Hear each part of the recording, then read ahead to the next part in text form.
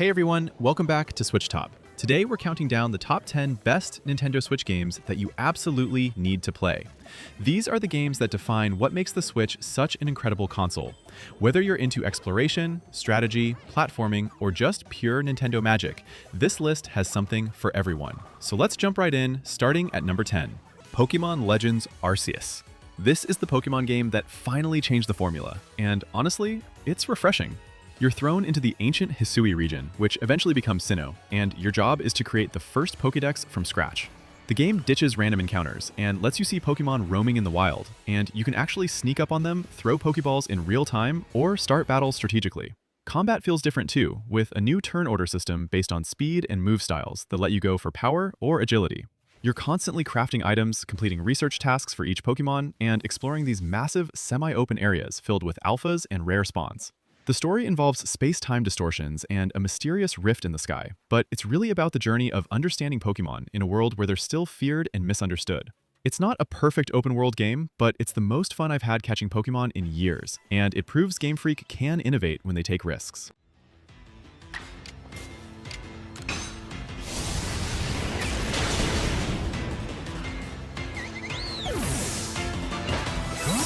Pikmin 4 is the most accessible and content-packed game in the series, and it's the perfect entry point if you've never played Pikmin before. You're leading a rescue mission to save Captain Olimar and other explorers on a mysterious planet, commanding armies of plant-like creatures called Pikmin to solve puzzles, fight enemies, and collect treasure. Each Pikmin type has unique abilities, like red Pikmin resisting fire, blue Pikmin swimming, and the new ice Pikmin freezing enemies and water. The game introduces Ochi, a space dog companion who can carry you, break obstacles, and even carry Pikmin himself, which fundamentally changes how you approach each area. Time management is crucial because you're working against a day-night cycle, planning out your routes to maximize efficiency and rescue survivors before sundown. The game also includes Dandori battles, which are these intense challenges where you compete against opponents to collect the most treasure in a time limit.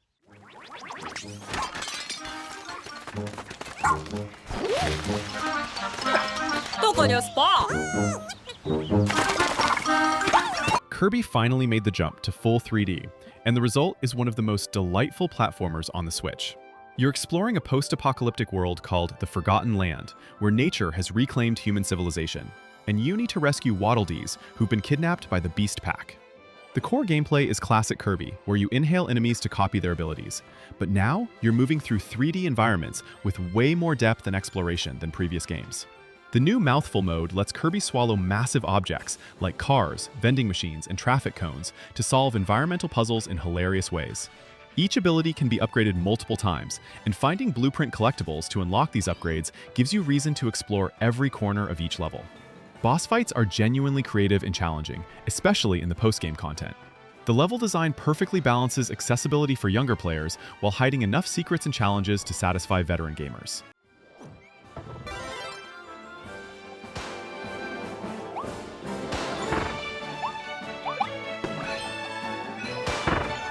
Fire Emblem Three Houses.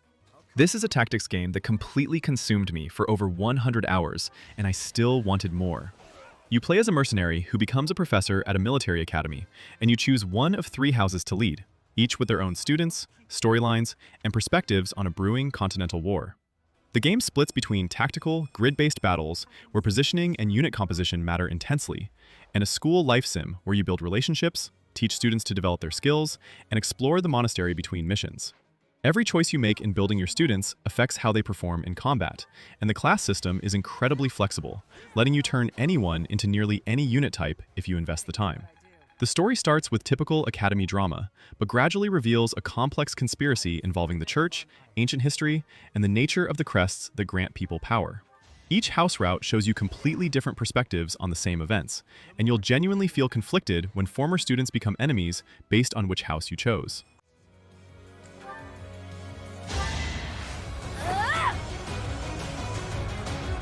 Thanks. Super Mario Odyssey is the closest we've gotten to that Super Mario 64 feeling of pure exploration and discovery, and it's absolutely magical.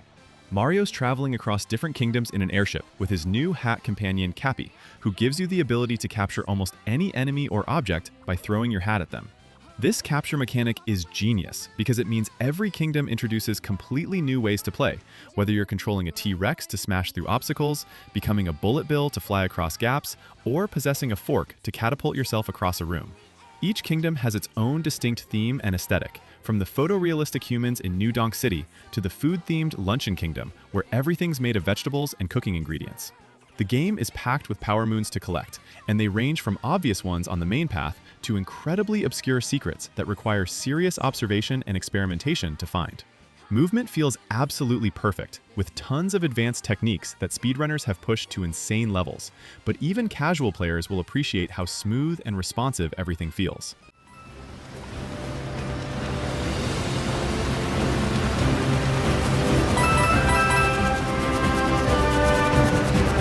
The Legend of Zelda: Tears of the Kingdom. The sequel to Breath of the Wild somehow manages to justify its existence by adding systems that fundamentally change how you interact with the world. Link now has abilities like Ultra Hand that lets you grab and attach objects together to build vehicles, bridges, and contraptions limited only by your imagination and the game's physics.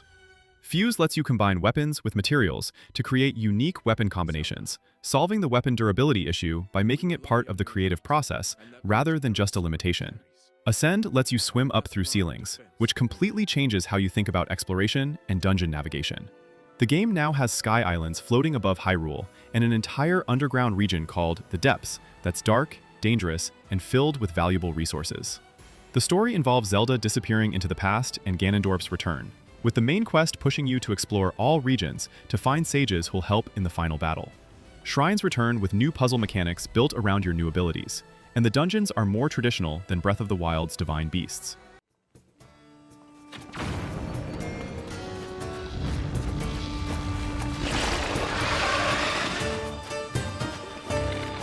Super Mario Bros. Wonder is the best 2D Mario game in decades, and it achieves this by constantly surprising you with new ideas. Every level introduces some unique wonder effect that completely transforms the gameplay. Whether it's turning Mario into a Goomba and letting you stack with enemies, making the entire level sing and dance, or completely changing the physics and perspective. The new power-ups are fantastic, especially the elephant transformation that lets you swing your trunk to hit blocks and spray water, and the drill mushroom that lets you dive through ceilings and floors to find secrets. Badge system adds another layer of customization, where you can equip abilities like a grappling hook swing, dolphin kick for better swimming, or even invisibility during crouches. Online play lets you see ghosts of other players and leave helpful standees that can revive people, creating this cool asynchronous multiplayer feeling without the chaos of everyone running into each other. Level design is consistently creative, with great pacing and difficulty progression, and the special world post-game levels offer serious challenges for experienced players.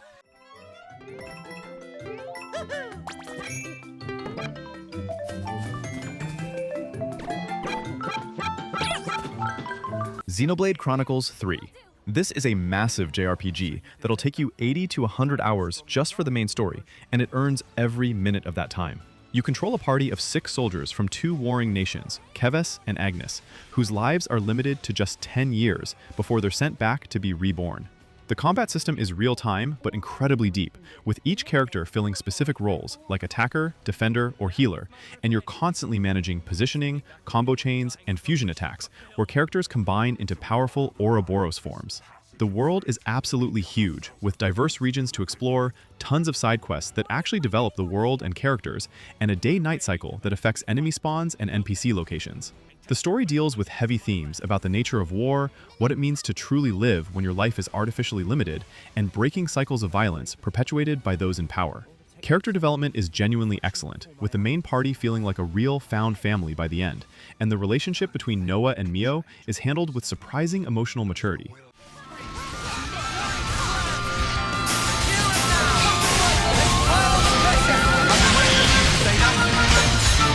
Metroid Prime Remastered.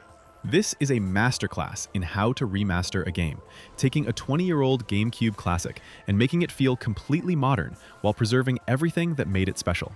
You're playing as Samus, exploring the planet Talon 4, which has been corrupted by a radioactive substance called Phazon, gradually gaining new abilities that let you access previously unreachable areas. The first-person perspective makes exploration incredibly immersive, with your visor displaying information, scanning the environment for lore entries, and switching between different vision modes to solve puzzles and find secrets. Combat feels precise and satisfying, with a lock-on system that lets you focus on strafing and dodging while maintaining accuracy.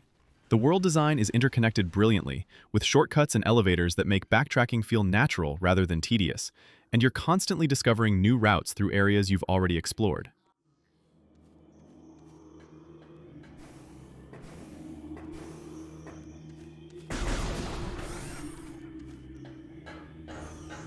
The Legend of Zelda: Breath of the Wild. This game redefined what an open-world adventure could be, and it's still the most liberating gaming experience I've ever had. You wake up after 100 years with no memories, and you can immediately see Hyrule Castle in the distance. And the game lets you go fight the final boss right then if you want, though you'll probably get destroyed. Everything you see can be reached through climbing, gliding, and creative problem-solving, with shrines scattered across the world offering bite-sized puzzle challenges that reward you with spirit orbs to increase health or stamina.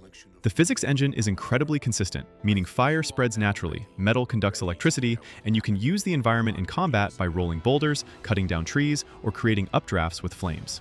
Combat rewards experimentation with weapon variety, perfect dodges that trigger slow-motion flurry rushes, and tons of ways to approach every encounter, from stealth to explosives to just charging in. The 4 divine beasts serve as dungeons, with their own unique puzzles built around manipulating the entire structure, and defeating them weakens Ganon, while also revealing more about what happened a century ago.